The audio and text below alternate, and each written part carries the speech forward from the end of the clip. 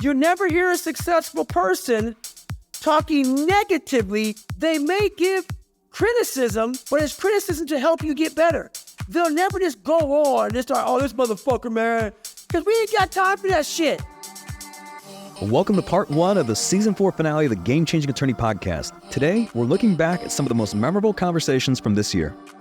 And this isn't the after school special, man. I'm not here to make you feel better. It's just the truth.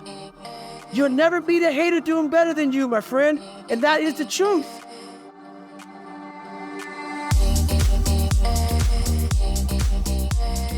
I'm Michael Mogul, founder and CEO of CRISP, the nation's #1 law firm growth company. I've built my business through practice, not theory. CRISP started with just $500 to my name and has grown to over 8 figures in revenue over the last few years, earning a spot on the Inc. 500 list of the fastest growing private companies in America.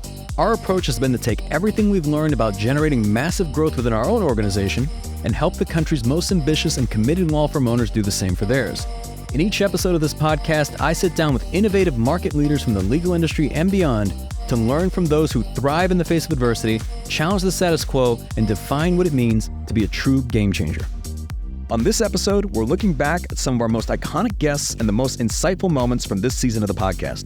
From unleashing your inner savage to the power of humility and achieving lasting success, this episode has it all.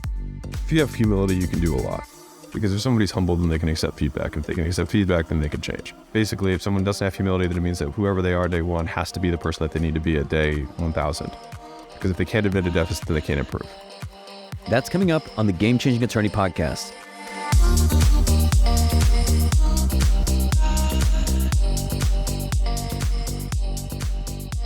Before we begin today's episode, I want to remind you that we aren't beholden to any sponsors or run any ads on this podcast. This allows us to present all of our episodes raw and unfiltered. I'm not going to push any made-to-order meal services on you or try to save you any money on your car insurance. That being said, I have one small request. If you receive any value from this podcast, please give it a 5-star review. Pay the fee so we can keep this podcast free. To kick off this episode, we're revisiting my conversation with David Goggins, retired Navy SEAL, ultra-endurance athlete, and New York Times best-selling author. One of my favorite moments from our conversation was when David shared the genesis of his alter ego, Goggins. Well, discipline was huge, but then we always fall back on what's comfortable to us. What's comfortable for me was, if it's easy for me, I'm going to do it. And so when I was going through pararescue training, I ran up against an obstacle that I didn't think I was going to run up, and it was the water. I fucking hated the water. But I tried hard to get over that. And I would go to the pool and I would try, but my mind wasn't strong enough. David Goggins, even with all the discipline, I didn't have that next fucking level. When you're truly committed to something, not like where you I want to be a doctor, but when I run into this roadblock, I don't want to be a doctor. No, I'm going to be a doctor come hell and high water. I needed that kind of commitment. And David Goggins didn't know about that commitment. I knew how to wash a car. I knew how to clean a house. I knew how to, do all these manual labor jobs. But when it came down to true suffering, to the highest of suffering, I didn't have that next level of, all right, motherfucker, we have this next level. David Goggins wasn't enough. So I went into my mental lab and realized, but I want to be great, but I don't have greatness in me. So I had to create a motherfucker that was great. And in my mind, I'm really big on visualization. And people may think it's all kind of bullshit. Believe what the fuck you want. I don't give a shit. This is the true shit right here, man. I went in my mind, I said, okay, I want to look like this. I want to feel like this. And I want to have a mind that is fucking cast iron steel. That is fucking never dull. That is always fucking sharp. That was the biggest thing I wanted. I wanted to hit obstacles that fucked most people up, including myself. But I didn't waver. I didn't fear. I didn't run away. I just stayed and marinated in the fucking fear, in the suffering. And through that, building Goggins, I will become Goggins when necessary. And I started to do these things. On my own. I had my own training ground. I built a training ground. I wasn't Navy SEALs. If you go to Navy SEAL training not prepared, you're going to quit. So I built this training ground on my own. And I started doing these horrific things that David Goggins couldn't handle. But Goggins started slowly coming up. I started putting that visualization of the guy I wanted to create. And in that water, when things got hard and I was training on my own, Goggins would appear. Goggins would appear. When David Goggins would come up, Goggins would smack him the fuck down and say, no, motherfucker, we're going to drag you through this. And that's kind of how it happened over a period of time. This man evolved. Goggins became the guy that can withstand all kind of torture and pain and keep coming after you. And that's where that next step with evolution became. Now, it's interesting because I think one person could see all this and see you in action and feel inspired. And then there's a whole nother set of people that kind of have the opposite effect in the sense that, in the book you talk about sometimes people feel uncomfortable around you because they feel judged, which is not true. You're not judging them, but really they're judging themselves. I'll tell you the truth, man. I was a fucked up person. I had a lot of problems. But I'm going to give credit where credit's due. When you work as hard as I do, and people don't want to believe it, but they know it's true. They know it's true. It's how I talk. It's how I look. It's a look in a person's eye. You know this motherfucker ain't bullshitting you. So you can think I'm lying all you want, but in the back of your mind, you fucking know this guy's the real deal. So when I get around you, I'm like a fucking lie detector. I'm not calling you out. I'm not saying a word, but the second you start to get close to me, like those metal detectors, you get that metal detector on the beach, you find that watch in the sand. That's what I am with people, man. They get around me and they know what they're not doing. They know how hard they're not trying. And I bring out the worst in them because they know that, God, man, they start to judge themselves without me even saying a word. They start to go through their own resume of life and start realizing I'm not doing enough. I haven't done enough. And what that does in turn is it makes them very angry at me or whoever is working hard. Whoever that hard-working person is that they get around, they're immediately not going to like you because they know that you're working hard for everything you have and they just refuse to do that. So the only thing best to do is run their fucking mouths and talk shit about it. People always talk about they've got naysayers and critics and haters and so on. But look, you can look at any of the videos you post online. Just look in the comments. They're all there. And you talk about a strategy that you've used to actually turn this into energy, the haters mixtape. What is the haters mixtape? So basically, when I was younger, things used to bother me. Hate bothers everybody. People want to say it doesn't bother them, but it does. When someone wants to get on there and talk about you in a way that's not truthful, or just talk shit about you in whatever way, they want to. I started realizing, so I'm always about studying the mind. But most of my studying, it comes on studying my own mind, but studying other people's minds. So for the longest time, I was like, man, why are people talking so much shit? But once I started studying the mind of the weak, you'll never hear me talking about somebody else. You'll never hear a successful person talking negatively. They may give criticism, but it's criticism to help you get better. They'll never just go on and start, this motherfucker, man, because we ain't got time for that shit. I ain't got time to go on your Instagram or your Twitter or your Facebook or your blog or anything and run my mouth about you. First of all, it shows I'm not a man. Second of all, it shows I'm just a bitch. So I started studying these motherfucking weak people these trolls, these shit talkers, these haters. I'm like, man, you're exactly where I was years ago. So the more I studied and the more I realized, man, the problem's not me. And this isn't the after school special, man. I'm not here to make you feel better. It's just the truth. You'll never meet a hater doing better than you, my friend. And that is the truth. So what I do is I take all of that shit and I get all the hate. I get my phone and I talk into it. What everybody said about me, I'll talk into it. So then I started having fun with it. I started putting beats to it, different tracks to it, Eminem soundtracks, whatever. Started putting it on a loop. And before I know it, man, I'm like, damn, this shit's kind of fucking badass. Who the fuck gets their haters' content that are talking about yourself? And I listen to it. And before I know it, it becomes the ultimate fuel. Even though I'm not listening to their shit that way, it just gives me a spark on those days when I'm like, I want these motherfuckers to hate me even more. The haters follow you like a motherfucker. They know more about you than your mama knows about you.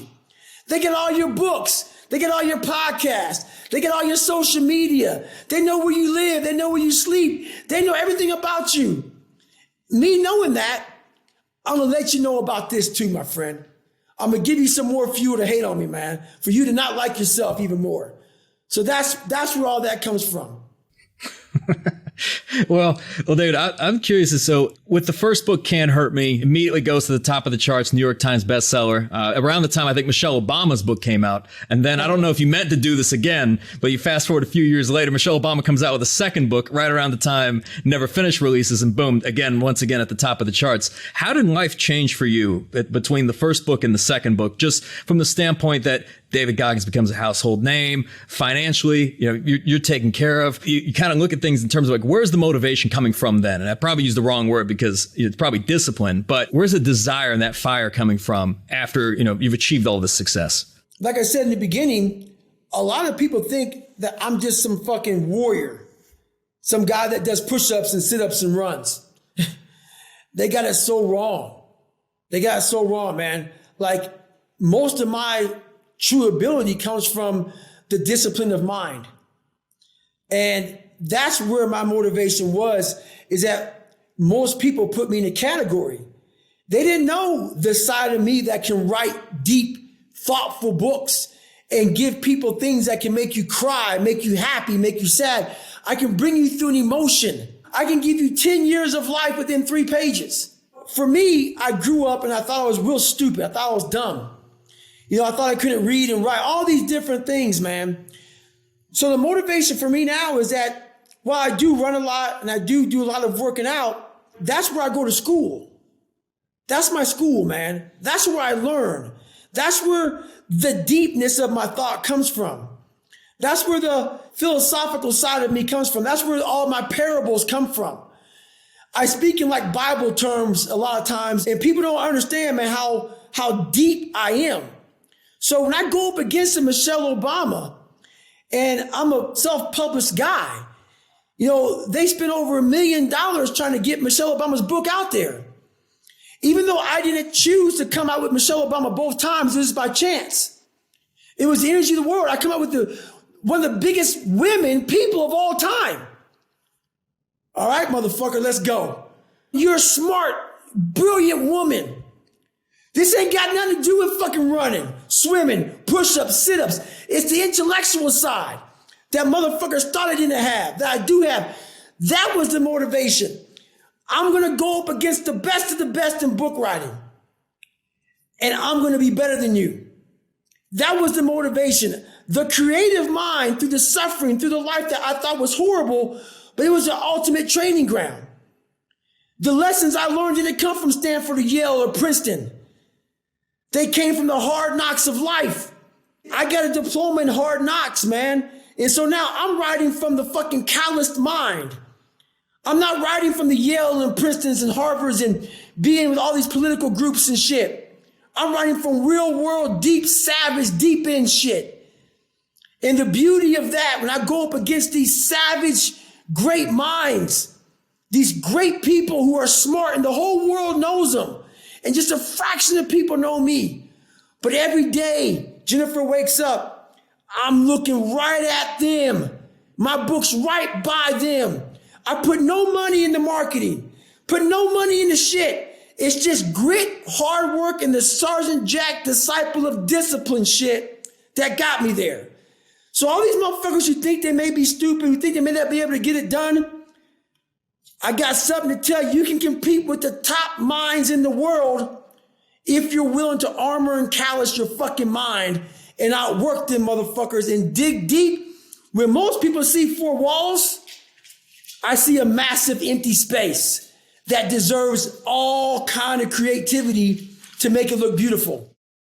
Next up, we're joined by Bill Perkins, renowned hedge fund manager and the best-selling author of Die with Zero, getting all you can from your money and your life. Many business owners say they love their work so much they never want to retire. But is it genuine passion or something else? During our conversation, Bill shared his thoughts. I think one is habits, right? When you get good at something, like, the pros make it look easy. It's because they've been doing it repeatedly, hundreds of times. It's second nature, right? Like, look at Stephen Curry hitting a three, right? It's like, I love hitting threes, right? Like, and so if you put a rat in a wheel, right, you got to give them the cheese, and they love the cheese. But eventually, you don't even have to give them the cheese. You just show them the wheel and they'll start running. And they love running. And they forget the connection to why they were running. They were running for the cheese, right? And so I use that for people in life. And a lot of it, I think, is just habituated. The second thing is that I believe human beings are puzzle-solving AIs. We love solving puzzles, right? And so the puzzle of work is the thing that people know they love solving, and it's the only puzzle they know. But that doesn't mean that's the optimal thing they should be doing with their life and their only source of enjoyment. I had a conversation just the other day. We were talking about the Monty Hall question. Do you know the Monty Hall question? No. So there's 3 doors. The guy picks a door for the prize, and then Monty Hall opens up one of the 2 doors that doesn't have the prize and then asks the person, would you like to switch, right? And the mathematical answer is you always switch, right? And people are like, why? I says, well, now you have a 50-50 chance, and when you first guessed, it was 1/3, and sometimes people still don't get it. But I like to expand it out to infinity. Let's say I presented you, there's 1 door with a prize and there's 1,000,000 doors, right? I say, pick a door. You pick 1 door. Then I eliminate 998 other doors so that there's only 2 doors. And I said, okay, do you want to stick with your original choice or do you want to switch? Everybody goes, yeah, I would want to switch, right? Like, what's the odds that I pick the right prize? I say that's life. People wind up in a job like, I'm an attorney and I'm doing a thing and this is what, and I love it. And I was like, yeah, but is it really the best thing you should be doing with your life? What's the odds that you happenstance fell into the best thing you should be doing for your life out of the millions of things you can be doing in the world, right? And the issue is you've been habituated. You like the people. You've been trained to eat near work. Your personal relationships come from work. Everything you've done comes from work. The whole work is taken over your life. And you are now, not only do you like solving the puzzles and you have a habit, you're dependent on it. Well, a lot of people leave work. They don't know how to socialize. They don't know how to meet their neighbors. They don't know how to do anything. You know what I mean? These are atrophied muscles that they haven't used. And so that's my theory on why you have a lot of resistance. Like, I just love my work. I do the work, whatever. It's like, I can't really argue with that. I get it. I get in with people. I'm like, listen, heroin addicts, they feel great. They don't have a problem, right? They're happy. You can't argue. Like, heroin's a great drug, right? Like, you're just saying, like, listen, I don't think this is the best life you can possibly live. I think if you got off heroin, you would actually have a more fulfilling life, but they love the heroin. And so everybody has their own version of the heroin argument with, I love my job. To your point, it's shaped someone's identity, right? It's in their mind, it's become their purpose, right? Their networks, their peer groups, everything is around that. And when they're out, that's all they talk about, right? So they don't know if maybe they would have loved surfing or they would have loved something else. Or in your case, obviously poker, right? Just all the things that they could have done. It's an interesting experience sometime where so much of this parallels to like just money. And if you were to say, hey, if I gave you $100 million today, would you still be doing what you're doing, right? And for many people, they'd say, well, no, I'd stop and I'd go try out these things or do X, Y, and Z. And you're thinking, well, so what are you waiting for? And they're like, well, I'm waiting for the $100 million. So I'm curious from your standpoint, where I think in the book you mentioned that, while many financial planners, they're of the mentality, not all, but just of save. They're thinking about the future, thinking about retirement. Economists, on the other hand, are recommending spend. And I'm curious as to why and who's right. Backing up a little bit, going back to that, I love my job. It's that when you talk to somebody who loves their job, you got to deconstruct it. You love the people. Well, you could still see the people and not do this job. Why can't you invite them on dinner? Why can't you just take your money and take them on trips? You know what I mean? You can pay them on vacations. Like, you could still do this. I like whatever. Like, a lot of the things that the job provides are not the only way to get them, even with the same people that are there. You'd actually see them more. It's just that format, that methodology is what you've been habituated and inculcated to do, and therefore you don't do another thing. Now, going back to The economists with the spend, save, save, it's in between, right? The data shows that people's net worth, those who save, are rising in their 70s. And I'm like, my head is ready to explode. I'm like, what the fuck? Like, when is the party? Like, I don't mind people saving. I'm just like, tell me, what are you saving for and when is the party?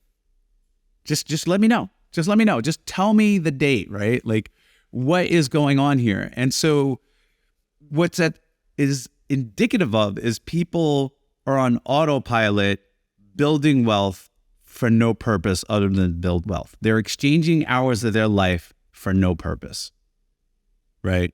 So I understand what you're saying, but I'm trying to be the contrarian in addressing, let's say the person listening, they're saying, well, Bill, maybe it's not for no purpose. What if I get sick and I need to take care of myself? What about our kids? What about taking care of our family or our extended family? Let's say somebody's rationalizing it that way. So there was a couple things in there, and I'll go first with the first one. We'd say sick. And I said, a lot of people use that argument, like, what if I get sick or whatever, as an excuse. And it's kind of like a backwards looking excuse. It's not really the proper, is to be an insurance agent for themselves. And so there's a little part in the book where I say, you're not the best insurance agent. Who are you kidding? First of all, you have one client. Second of all, you don't know anything about the statistics of the things you're doing. You're just making up a bunch of baddies. And so therefore, you're inefficiently accumulating wealth or wasting hours of your life for an insurance policy that you're really not the best. If you're concerned about certain risks and mitigating certain risks, then it's much better for you to go buy the insurance product than for you to be your own insurance agent. So buy the insurance policy and then go live your life and go have fun, right? But this idea that I'm going to somehow mitigate against alien robots invading, plus getting sick, plus whatever, I'm like, you're not the guy. You're not the guy or the girl, right? Like, this is just you making up a backwards excuse out of fear, right? I have fear. I don't want to admit that I'm afraid, so I'm just going to make up this excuse. Well, I need to save for all this other thing. So let's address those fears rationally. It's okay. Like, I don't like sharks. I'm afraid of a lot of things, but the things I'm afraid of and the things that I'm not willing to take a risk on, I will buy the insurance product from people who have maybe a 6% edge than me giving up a 30, 40, 50% edge and not living my life. That's one part of it. The other part is, I get a lot about kids and et cetera. And one of the things that, there's a chapter called What About the Kids, right? And the first thing I say is that when I say spend all your resources and use all your resources before you die, I mean exactly that. Your resources, not your kids' resources. So that if we're really being intentional with our lives and we want to help our kids out and give them an inheritance, right? We need to think about the physics of their bodies, right? They'll mentally reach mental maturity at 28, physical maturity at 33, plateau and head into decline as well. And their ability to convert money into experiences declines just like your ability declines. And so therefore, the utility of money for them has a maximum value date. I argue it's between 28 and 33. And so, if you look at the United States of America, the average age of inheritance, I think, is like 60. They're not effing kids anymore, right? Like, that doesn't make any sense whatsoever, right? When you give them money, what you're really giving them is life energy, hours in order to make choices and have experiences. Well, guess what? They're not wakeboarding at 60, and they're not climbing Kilimanjaro. They're not doing a lot of things that they could have done, right? That doesn't make sense, right? Second of all, I say that when you just kind of leave it to random chance what you don't spend, kind of like a tip on the way out, you're leaving them a random number. That's not deliberate. That's not intentional. That's not love. That's autopilot, right? And then also there's this thing that unfortunately it would be random people. The 3 R's, random people at a random date, because people generally don't know when they're going to die, and a random amount, right? Because they're not really planning their life and being deliberate about what they're going to spend. So what I recommend is that you separate the money out. You put it in a trust. This is a show about attorneys, so they probably know more about it than I do, right? I learned from secondhand. So that if you go out and hit somebody or get in a bar fight or whatever, somebody sues you, you're not gambling your kids' money. It's safe. And then the control of that money turns over when you deem appropriate, which should be, I argue, between the ages of 25 and 33. And so that accomplishes two things. One, you're intentional about your giving. You're giving them to them at the maximum impact time, and you're taking away the risk of losing their money. I can't go gamble away my kids' money. It's their money, right? And it will turn over to them at the time that I believe they will be mature enough to receive the gift, but not too old to enjoy it, or to have so many experiences disappear that they can't enjoy. What would your advice be to someone, let's say, who wants to maximize their life energy? They want to maximize these experiences and levels of fulfillment, but they tend to play it safe and they have, let's say, a risk-averse personality. It really takes thinking about what risks you're concerned about, right? I guess, I get a lot of concerned about outliving my money. I was like, well, buy an annuity, figure out the amount you want, and then buy an annuity, right? It's the opposite of an insurance policy, right? If you live too long, you think you're worrying about living too long, buy an annuity. I'm worried about long-term care health. If you buy long-term care now, it's very cheap. It's insanely cheap, actually. People say, oh, that would cost too much money. I'm like, no, it doesn't. And the younger you buy it, the cheaper it is, right? Because they go out and they take the risk and buy stocks and do things, et cetera. They take a risk against the inflation on long-term care. So I would say that take the moment to unplug, get off autopilot, figure out what risks you want to mitigate, and see what the best way it is to mitigate that risk. Well, I will argue that the best way to mitigate that risk is not you piling up a bunch of cash that you never touch and you die with. Next up, we revisit my conversation with best-selling author and renowned marketing expert Alex Hormozi. During our conversation, we discussed moments of despair, partnerships gone wrong, financial droughts, and the audacious start of his 9-figure venture, acquisition.com. There were many rock bottom moments, but I would say the two most famous of them, if stories can become famous, was when we switched out of the brick and mortar gyms and got into the turnaround business. The reason I made that move was because I was supposed to be opening more and more locations with a new partner. So I sold 5 and I opened a 6th with this kind of new model that was going to be like a launch and go model. And so the guy that I partnered with was like, hey, I'm really good at operating. You should, instead of doing these turnarounds, just open it, fill it, and then I'll just come behind you. And then every month you can open up 1 to 2 locations and own them all. And I was like, that sounds great. He said, but I have some financial, issues and my credit's not good. So of course you'll personally guarantee the lease and front all the money. And I was like, of course. And I'll do the work too, of course. I mean, that's any nice guy would do that. And so, everyone already knows where this goes. 6 weeks later, I crushed the launch of this new gym. And then I look at the bank account's empty. And I put all the money from selling my gyms into that bank account too, because I was young and I didn't understand how this worked. All the money that I'd had from the 5 years or 4 years of building my own gyms was gone. And so I just had this gym and I was like, dude, what the hell? And he said, I know you've been skimming from the top of this business. And so that was just my share. It never occurred to anything like that had ever occurred to me. And so I went to a mentor and he's like, just go line by line with him through the financials. Like maybe he's concerned or whatever. And so anyways, I went to him with all the financials highlighted line by line to show what every one of the expenses was. And then we brushed it off the table before we could even look at it. I was like, oh, okay. I just got completely scammed here. And so, I lost everything. And so that was the first time I lost everything. And then that was when my to-be wife at the time took me to her parents' house, which I got to meet her parents for the first time. Hey, here's this guy from the internet that I just left everything for. He's a real winner. He has nothing to his name. And we're going to start this business together. And so she said, hey, we should keep doing this turnarounds, even though this one didn't work out. The model's good. And so she got all of her friends to quit their jobs to do this with us. And so we were supposed to start on the 26th of December, which was 2016.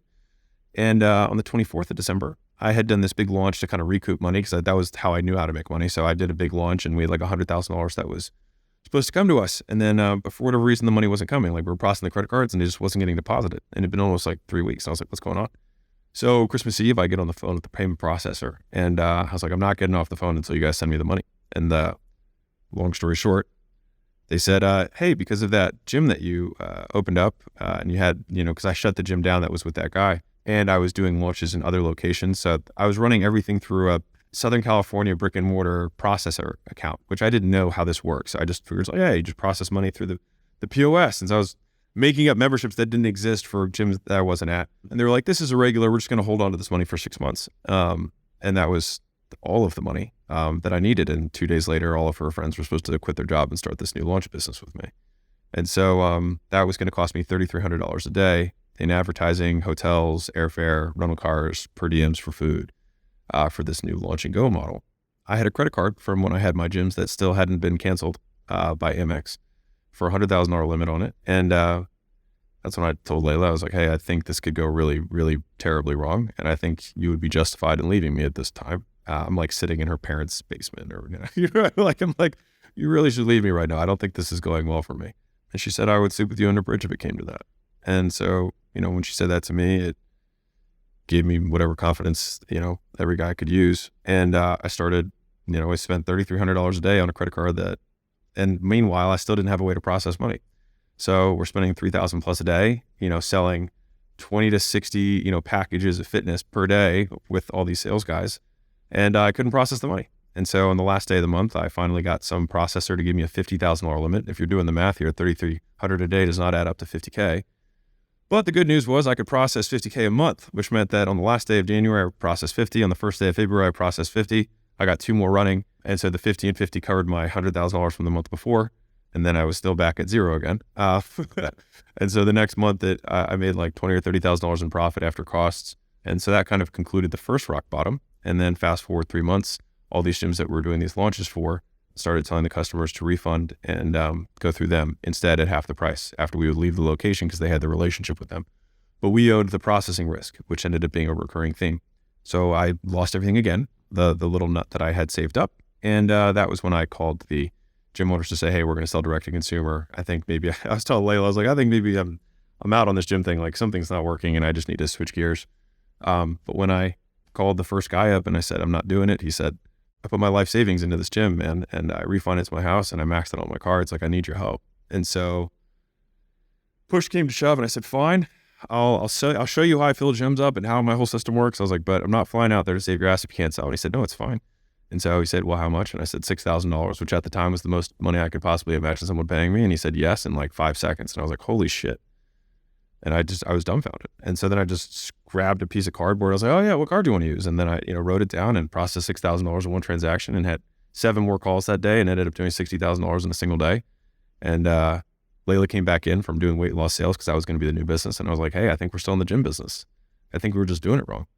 And she was like, wait, so we're back in gyms? I was like, yeah, we're back in gyms. And so from there, I called all the old gyms that we'd done the launches for, said, hey, remember that thing I just ripped $100,000 out of your location for? Want me to show you how I did it? And they said, sure. And then I sold them the thing. So that's the slightly longer story of that with many, many sadnesses taken out of that. During that period of time, I also got a head-on collision into DUI. My mother was in the hospital. Like there was a lot of other things that were going on too, but it was a tough time for me. It's like the ultimate pitch for entrepreneurship, just now. And I mean, I got to say, right. Yeah. The ultimate pitch for entrepreneurship, like beware. Yeah. It's like, well, the frustrations lead to breakthroughs, and it seems like, I mean, every entrepreneur kind of has their own story, but it's very rare, if ever, that I hear anybody having a story where everything always went up and and to the right. It was screwed over. There was always some rock bottom moment. There was something that was a catalyst. I mean, when you're taking these hits, I mean, obviously you're human as well. I mean, it's easy to get discouraged. What keeps you going? I mean, for me at the time, it was very away driven. I mean, I didn't have like, a lot of times people are very driven by like their mission or their purpose or their big vision. And I had none of those things. I mean, my vision was A, don't be broke. B, don't let my dad be right. Really B more than A.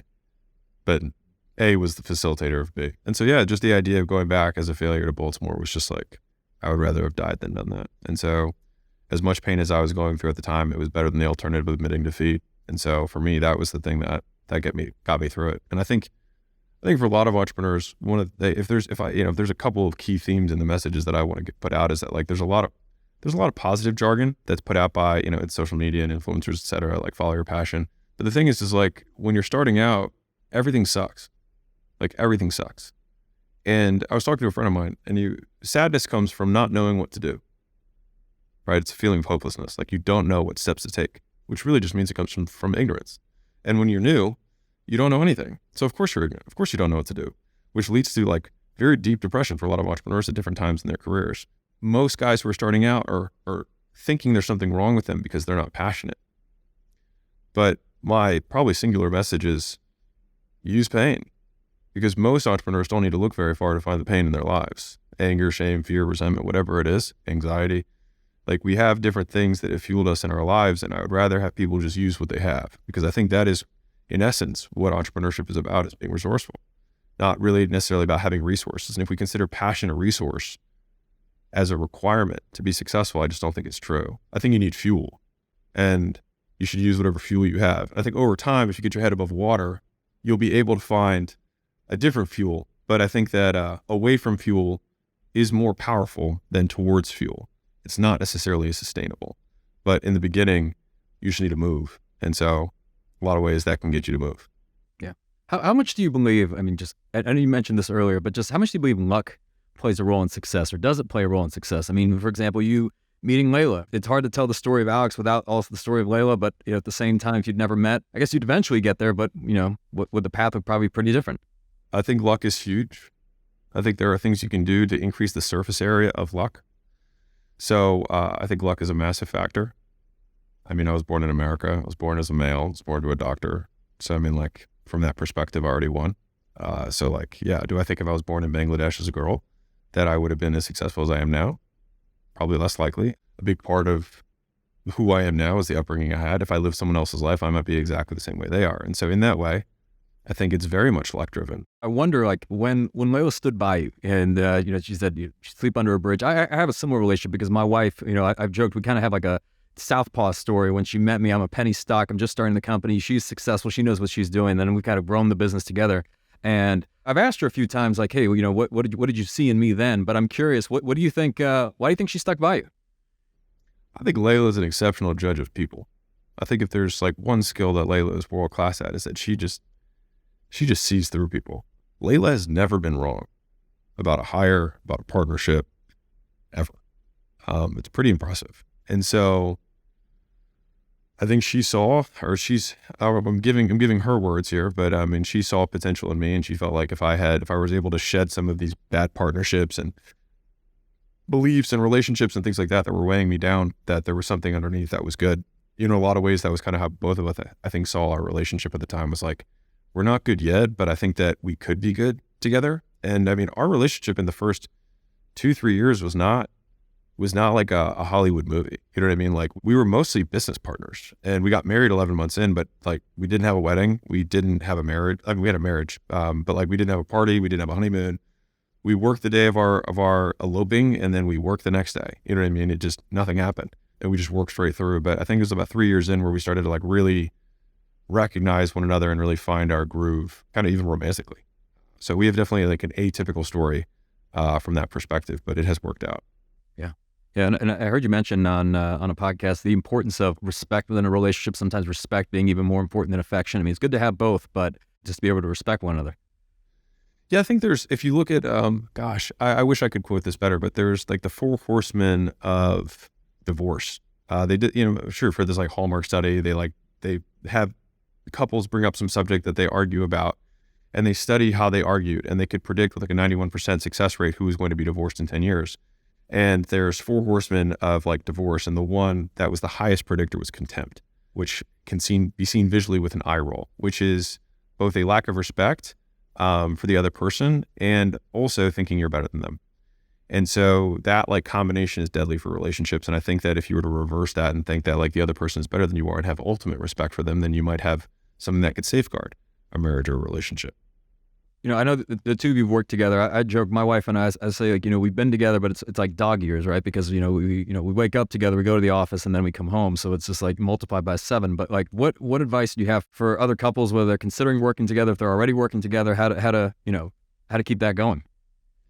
I have to put my disclaimer that like, we've only been together 7 years, and I think in decades. So, when we cross our first decade, I'll let everyone know. But, the only encouraging thing I can say is that from a time spent together, the average marriage, people spend 2 hours a day together, and 45 minutes of that is high quality, and the other hour and 15 minutes is watching television or eating and doing like household activities. And so the amount of time we spent together compared to the average relationship is we've had like a 45 or 50 year marriage comparatively in terms of hours spent. That being said, with that large caveat, I think that the biggest thing that has worked for us is just acceptance, which is that Layla has never tried to change me, and I've never really tried to change her. And I think I get a lot of messages, which is like, how do I find my Layla? Or more specifically, how do I make my wife into Layla? Which is a weird message to get, because it means that you don't accept your partner for who they are. And so people are like, how do I get my wife into business? I was like, if she's not already into business, she's not into business. Like, you're not going to make her into business. It should be like a woman saying like, how can I make my man taller? It's just not going to happen. So I think, and this is going to probably be relatively controversial, but I think a lot of people lose in the draft. So a lot of people think about like, how do you coach a championship team? I think a lot of teams lose in the draft. They don't have the talent. And so again, that's probably a little bit contrarian to like all marriages are savable, which maybe they are. The question is, are they ideal or are they optimal for both partners in terms of achieving their potential? And I think a lot of them are, because I think a lot of people mature over time and probably wouldn't make the same decisions as they did, 20 years ago, which is one of the hardest parts about a lifelong decision in general. And so I think that making sure that you're picking somebody who has the same long-term goal as you, has the same values as you. And I think the single greatest one is that that if you want to grow, that they want to grow. Because growth is also another word for change, which means that if you have two people who are changing for a long period of time, you just better hope they be changing in the same direction. Yeah. And it's obviously a choice of spouse or life partner or whatever, obviously probably one of the most important decisions we make in our lives. It's number one. So, okay. So on that note, then what would you say is like 2 and 3? Well, I say that from measuring from subjective well-being. So it has a 0.71 correlation to your subjective well-being is the strength of your relationship with your significant other. So there's nothing else that comes close to that. So I would say from that perspective, it is the most important one. And pretty much if you think about this, everything else is impermanent. The business you start is impermanent. You can change businesses, you can change markets, you can change where you live, you can change who you work with. Like all of these things are changeable. But if you are married and you believe in trying to stay with that commitment, then like you're making a permanent either detractor or addition to your life. And that person's going to interact with you probably more than anyone else. Not probably. You will be interacting with that person probably more than anyone else, especially if you work together. And so like pick wisely. Yeah. But 2 and 3, where you live, like the actual market that you're in, that's becoming less and less important. But I think just the circles you run in are important. I think from a business perspective, the industries that you choose to get into have a huge influence on you. If you're getting into steel mills as they were going out, or you're getting into newspapers 10 years ago, it probably wasn't the best call. So it didn't matter how good you were, you probably weren't going to win. Next up, we're revisiting my conversation with Joe Sena. As the founder of Spartan, he's made it his mission to challenge people both mentally and physically. During our conversation, Joe shed light on the perceived softening of society and shared his perspective on what he refers to as the complacency epidemic. Think about how long we've been on the planet as a species. Think about every passing generation. I mean, listen, you could watch any movie that takes place early 1900s, mid 1900s, early 1800s, and you can see the difference between the way we lived as a species then and the way we live now. It's no surprise. At the end of the day, we all want to make a living, so we sell each other stuff that makes our lives possibly easier, simpler, more satisfying. And every time we buy those things and we sell those things to each other, our lives become easier. Look, the worst one, this is it right here, the phone. The phone is a disaster. When I was young, I actually had to find a payphone. It could be 2 blocks away. I had to walk 2 blocks. Then if I didn't have a quarter in my pocket, I had to go find the quarter. I had to get changed. And maybe I walked another block to get changed. And by the way, a few generations before that, there was no payphone, right? And a few generations before that, there was no car. Like you were horseback. So like we are living in a smaller and smaller comfort bubble every day, to the point where we get upset if the Wi-Fi is not working on an airplane that is traveling 600 miles per hour at 30,000 feet. That is upsetting to us. We are crazy. I'm just going to rant here. The number one motivator for a human being, number one motivator, it's not sex, not drugs, not rock and roll, not food. Number one motivator for a human being is the avoidance of discomfort. That's legacy hardware and software, kept us alive on the planet, make sure we don't go out and freeze to death or sweat to death or fall off a cliff. We avoid discomfort at all costs. The brain senses discomfort and says, oh, time out, relax, check your phone, don't go do that workout. Drink your coffee, don't go outside, it's raining, right? We don't even know that's happening.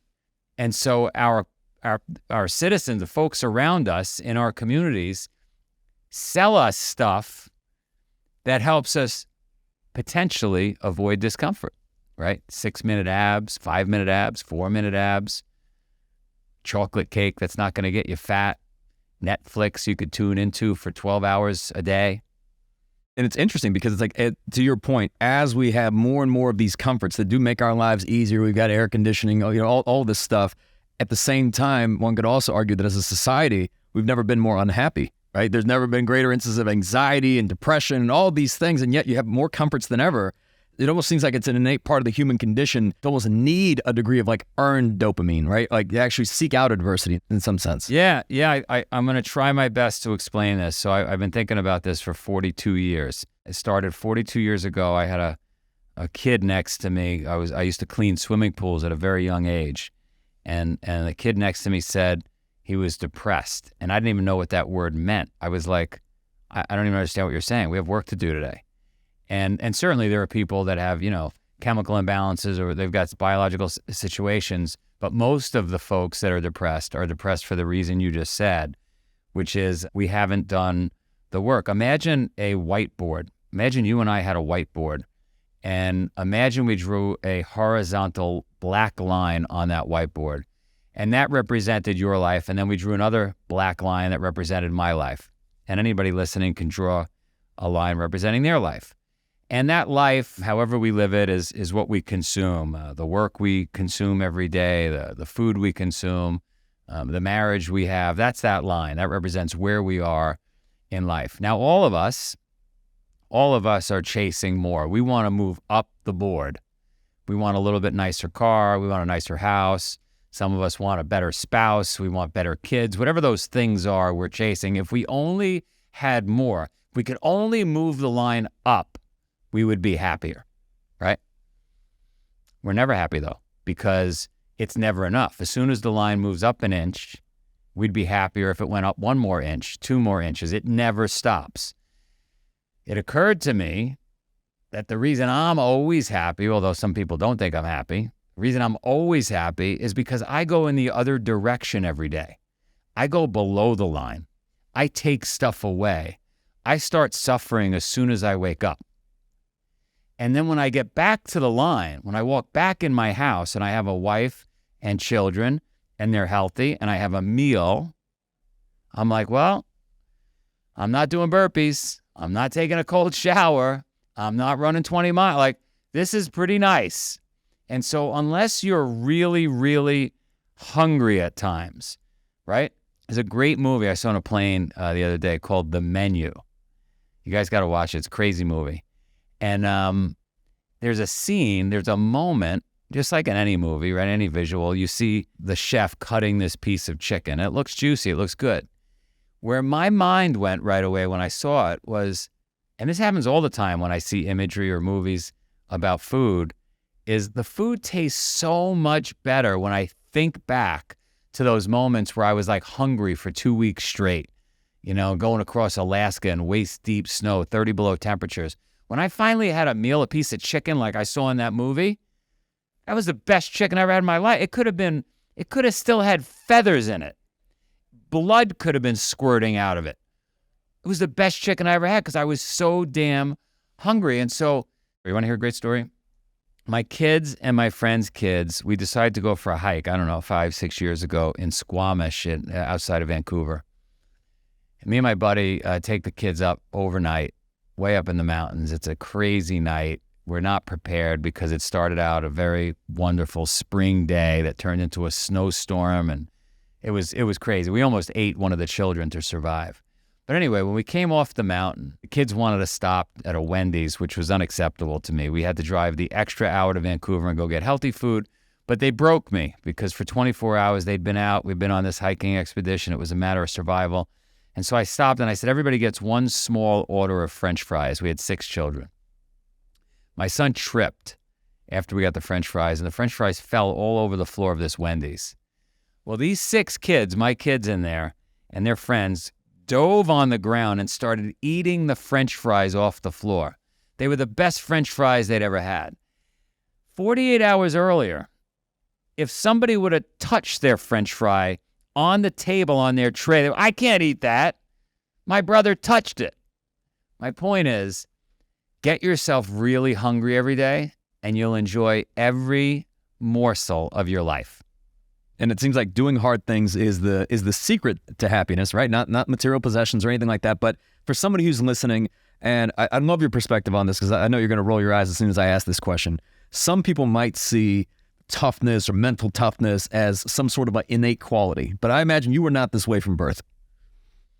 No, look, at the end of the day, we are all really tough at birth. And then we get coddled. We get told what we can and can't do. We get fed in our little cages in our zoo with climate-controlled cages and food on demand. How the hell would we be practicing tough? We don't need to do anything. We don't have to hunt an animal. We don't have to walk to get to a phone. We don't have to do anything. How would we possibly be practicing tough? But yet, we practice cooking, we practice piano, we practice academics, right? But we don't practice tough.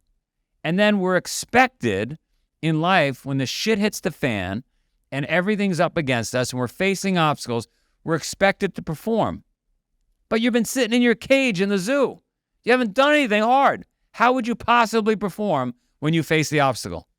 So what would be some steps to practicing hard? Like if you had to, just for someone to want to get started, they want to challenge themselves, what would you recommend? I know you do cold showers. I've done cold plunges. It seems like you were actually doing those before it became popular. You were doing it years ago.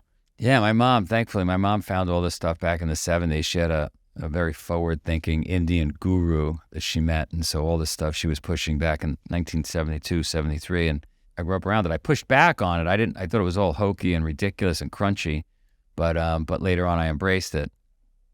Look, you've got to manufacture some adversity in your life. If this was 1,500 years ago and we were doing this podcast on a cup and a string, I would be saying, we need more penicillin, we need more couches, we definitely need an invention called Netflix so we could relax a little because life is tough. We stand in horse shit every day. We're getting attacked by our enemies. Like, we need a softer life. But that's not the case for us in the first world. And so I'm certainly not asking you to check yourself into a prison. I'm not asking yourself to row a rowboat across the Atlantic. But do you think you could wake up early and maybe go sweat and breathe heavy? Could you muster up enough energy to at least take care of yourself and earn your breakfast, right? Could you get in a cold shower? Because for most of our existence on the planet, we didn't have hot showers. We had cold showers. There's a ton of biological benefits to a cold shower. Could you knock that out and suffer a little there? Maybe put your phone away for an hour or two, suffer there. Maybe skip a meal. Could you do that? So I'm not asking for a lot. You're not joining Shackleton's expedition and getting stuck in the ice for 2 years or climbing Everest with Sir Edmund Hillary. So manufacture a little adversity in your life and stop complaining because nobody cares. And I think a lot of the resistance is perhaps, I think too few people have been on the other side of that. So I imagine it's probably rare that somebody runs a Spartan race and turns around and says, well, I really regret doing that, right? It's usually probably filled with joy and achievement and, and high fives and things like that. Same thing with a cold shower, or even if you're jumping into a cold, tub of water or anything like that. My daughter, who sees me do this in the morning, she always asks me, she says, Dad, do you enjoy that? And I don't know if my answer is that I enjoy it, but I feel great afterwards. What would you say to that, those who just haven't experienced the other side of adversity? I mean, we had a tagline for a long time. We still use it here and there. You'll know at the finish line, right? You'll know when you get out of the cold plunge. You'll know when you get out of the cold shower. You'll know at the end of the burpees. You'll know at the end of the Spartan race or the Tough Mudder event. If you came home and your dog was sitting on the couch watching TV, smoking a cigarette, painting her nails, and putting her hair in a bun, that would seem a little strange, right? Dogs don't do that. They're animals. If you came home, on the other hand, and your dog was chasing a bird in the backyard and running through the mud, completely out of breath and starving, and you'd say, oh, okay, that's a happy animal. That's the other side of doing something hard. Look, if you're listening to this and you're completely happy in your life and it's optimal and every day you've got a kick in your step, you're full of enthusiasm, it can't get any better, you've got tremendous gratitude towards everything and everyone around you, keep doing what you're doing. But the numbers and the data show otherwise. The numbers and data say we're sick, we're depressed, we're fat, we're eating shit food. Time to change. What was the catalyst for you? I mean, I recall in a former life you were working on Wall Street as an equities and derivatives trader. It seems your lifestyle was very different then. What was the catalyst for you into this evolution? Well, Mom, back in the early 70s, right? Mom found this. She pushed it. She introduced me to a 3,100-mile foot race in Queens, New York that still exists today called the Transcendence Run. You run around a 1-mile loop 3,100 times. So that was the beginning of the exploration. But then, without much knowledge, I signed up for something ridiculous. I did the Iditarod by foot across Alaska. Normally, participants do it with dog sleds, and I didn't have the dogs or the sled, and it was 30 below, and it was waist-deep snow, and, almost died out there, and felt so alive that I could actually remember. I actually have this instinct of feeling alive and having tremendous appreciation for food because I remember how hungry I was. I remember how cold I was, right? Listen, I was telling somebody yesterday, when I go to bed at night, my whole life, when I go to bed, I giggle in bed. As soon as I get horizontal, I giggle. It's a funny response, but the reason I giggle when I reflect on it is I worked so hard. I'm so tired that I'm so happy to be laying down. So if you're laying down at night and you can't get to bed and you're tossing and turning, you didn't push hard enough, right? If you're eating a meal, think about when a child eats a meal and they're complaining about the broccoli, they're not hungry enough. They're not hungry enough. They didn't earn that meal. Because if they're hungry, they'll eat their finger. I know. I've been there, right? So you need to earn these tremendous gifts we get in life. A bed, food, a cold shower. It's a gift. Yeah. So I still want to revisit this perspective because my wife, she gives me a hard time about this because I say I need to earn everything, right? I need to earn this meal. I'm going to earn this nap. I'm going to earn, if we're going to watch this show, this Netflix, whatever it is, like I'm going to go do something to earn it. And she's like, why do you always have to earn things and do it that way? And for me, it brings me gratification. I don't know if there was a point in my life where I decided to do things that way, but what do you think separates people who approach things from that perspective versus those that just indulge? I don't think they know any better. I think, like you said, I don't think they've ever gotten a taste of the finish line. I don't know if they've gotten a taste of what it feels like to just be so happy with what you've done and so relaxed with what you achieved, right? Like, so unless you've gotten a little taste of that, how would you know? If you grew up in a traditional household these days and you're not eating, you're not consuming great food. You're eating a lot of processed foods. You're complacent. You don't know what you don't know. You're not pushing that hard. You don't know what you're capable. Like, how would you know? So I pushed my wife pretty hard. When we met, she came out and did a bunch of these races with me, and it was awesome. She got them done. And look, she thinks I'm nuts. And she did this stuff with me. And she's like, I don't understand. Like, when do we finally get to relax? When do you stop turning the hot water heater off in the house? Because it's a little ridiculous. When do you stop pushing the kids to speak Mandarin every day? It's exhausting. I don't know. I like, if I didn't squeeze the most out of life, if I didn't push really hard, I'd have regrets. And for me, regrets would be worse than the upfront pain of actually just doing the work. To close out this episode, we revisit my conversation with client experience expert and New York Times bestselling author Joey Coleman. During his episode, we took a deep dive into his latest book, Never Lose an Employee Again. I've been doing customer experience for about 20 years now, and I was about 5 minutes into that career when I realized that you can't have a great customer experience unless you have great employees to deliver that experience. But I think the challenge is in most organizations, customer experience and employee experience are very siloed activities. Usually customer experience is the purview of marketing and sales and maybe account support services, whereas employee experience has a tendency to sit over in a silo of HR or human resources, and very rarely do those conversations interact. And so when I thought about writing books, I was like, we need to address this issue, but it's probably best served if it's in a separate book as opposed to in a giant book, because then we'd have a 5,000-page long book trying to talk about customer and employee experience. And I know throughout your research, there's a lot of data throughout the book that you base a lot of these insights off of. One that I found particularly interesting was just that a substantial number of new hires quit within the first year, with a significant percentage leaving within the first 100 days. What are some of the potential reasons for these early departures, and then how can organizations address them? It's a huge pandemic that is facing every business on the planet, and most businesses aren't really tracking the speed at which people leave. And that was one of the things that was most interesting to me. When someone leaves, there's any number of reasons why they might say they're leaving. But when they leave quickly, that seems to indicate that something went wrong fast. And what that usually is that most businesses are focused on orientation instead of onboarding.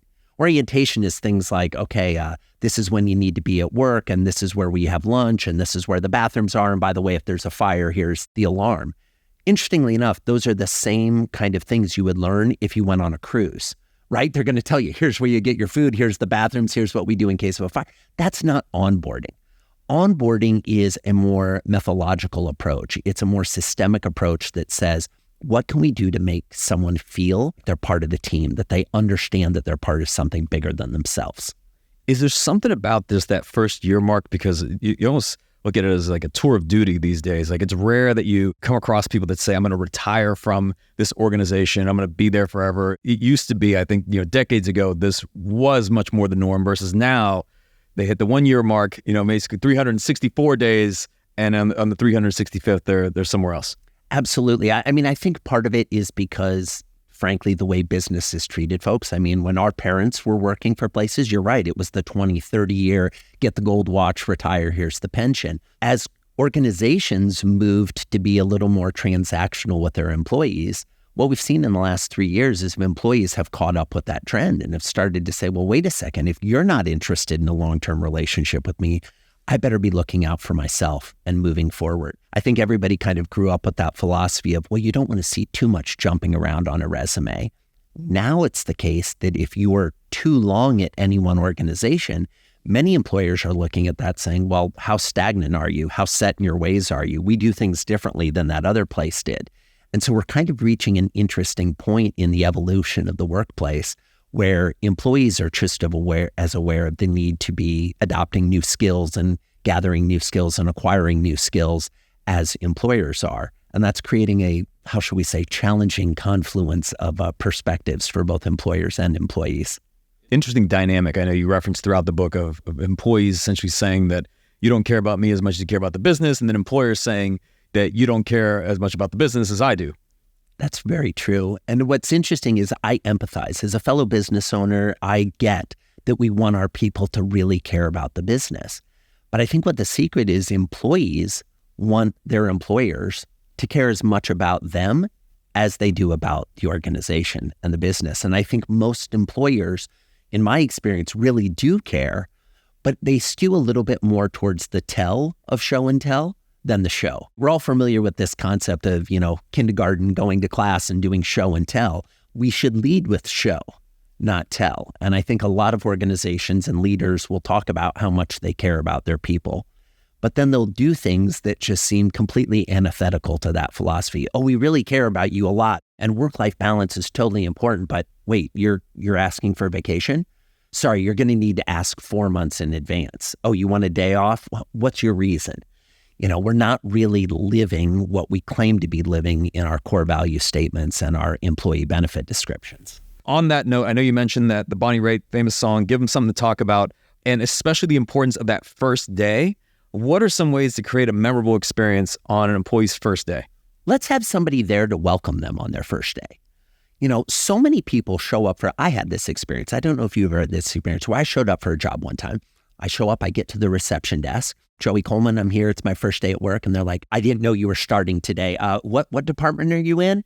And I tell them, and they're like, well, who's your boss going to be? And I'm like, I actually don't know. I didn't interview with my boss. I'm being assigned a boss here. I don't know I'm supposed to. Oh, let me see. I sit, I wait. I'm like, oh my gosh, they don't even care. Find out they're like, oh, sorry, your boss is out on vacation.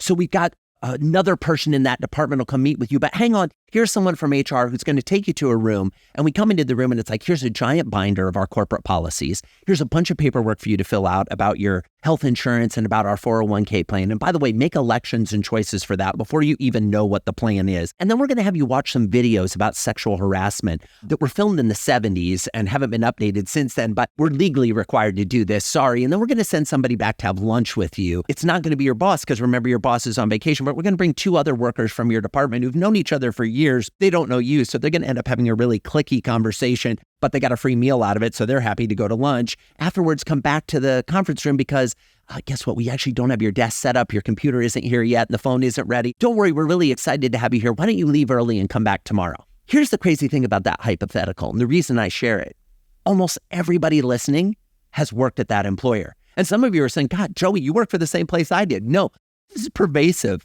across organizations globally. What if instead you did what they do at a company called JAM?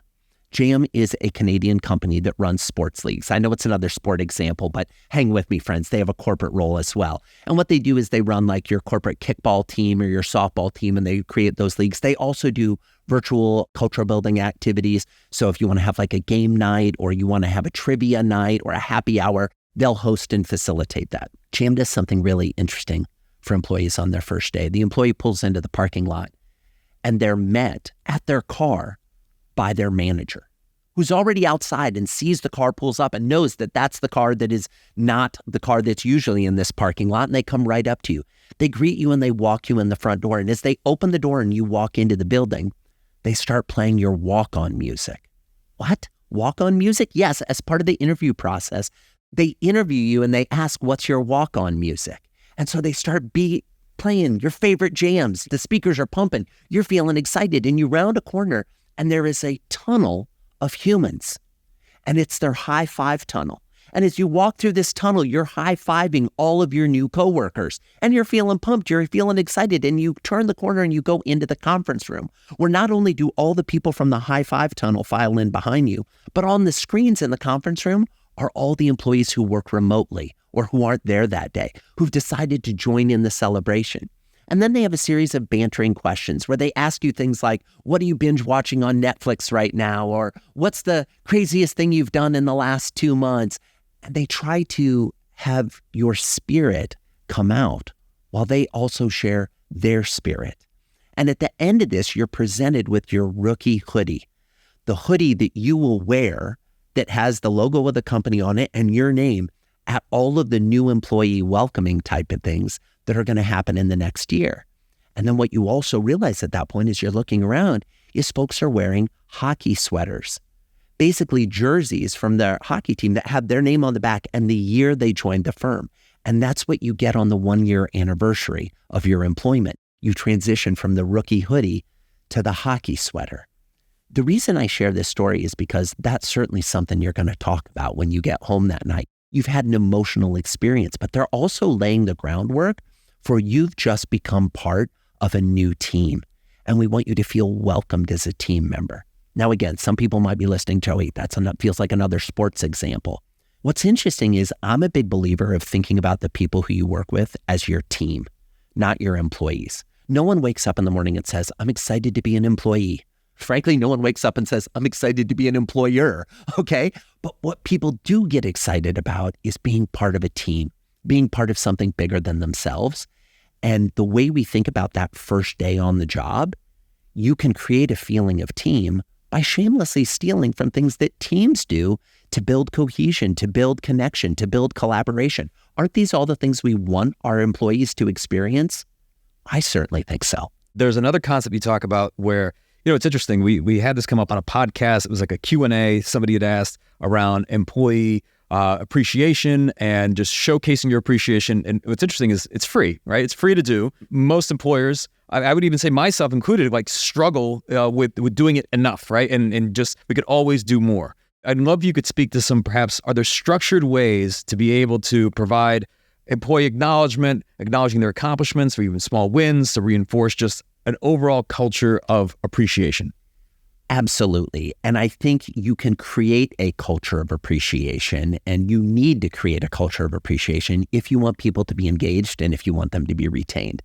One of my favorite examples of this, because I know that CEOs, leaders, managing partners, you've probably got enough on your plate right now. You don't need Joey in a podcast saying, here are 5 more things you can do next week, right? Create a culture of this. So one of the companies I profile in the book is a web design firm called Yococo.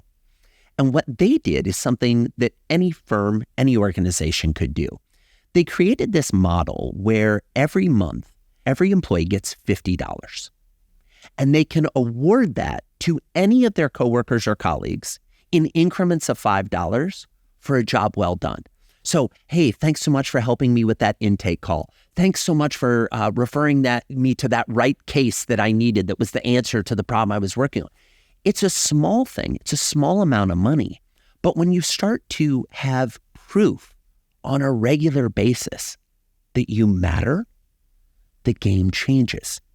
I have yet to meet a human being on the planet, Michael, who has said to me, I'm all good. I've gotten all the praise I ever need.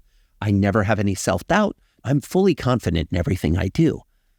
Every human being wants to feel seen, wants to feel heard, and wants to feel appreciated.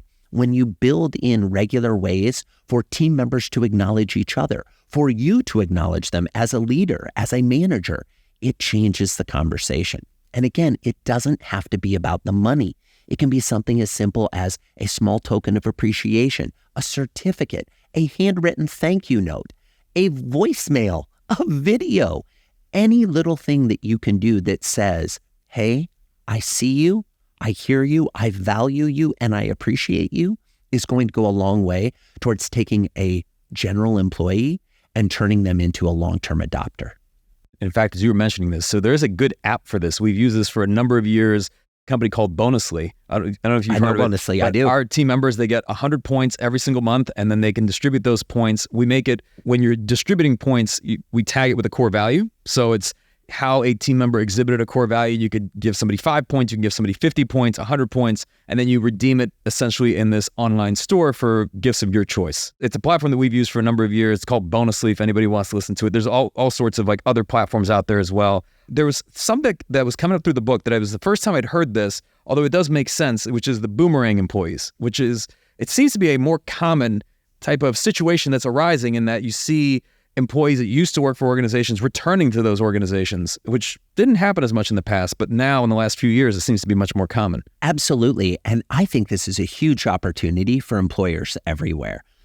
You're going to have employees that for whatever reason leave. Often those are for things that are beyond our control. Their spouse or significant other gets a promotion or a job in another city and you don't have an office in that city and you don't allow remote work, so now they leave.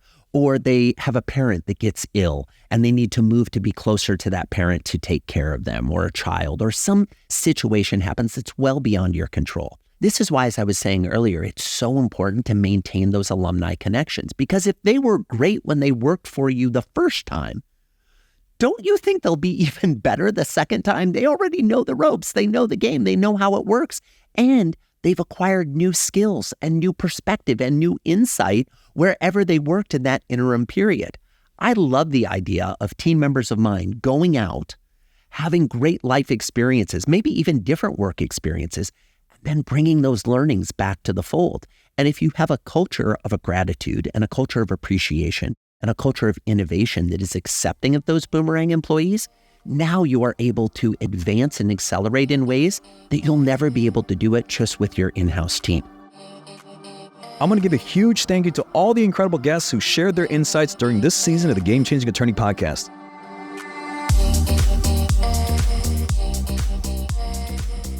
If you found this episode valuable, here are 3 free ways that I can help you grow your law firm. Number 1, download the first chapter of my book absolutely free at GameChangingAttorney.com. Number 2, you can shoot me a text at 404-531-7691 and I'll answer any question that you've got for me. And finally, number 3, if you can leave this podcast a 5-star review, it'll help us gain access to more influential thought leaders and bring their lessons learned here to you. For more information on this episode, see the show notes in your podcast app or visit legalpodcast.com.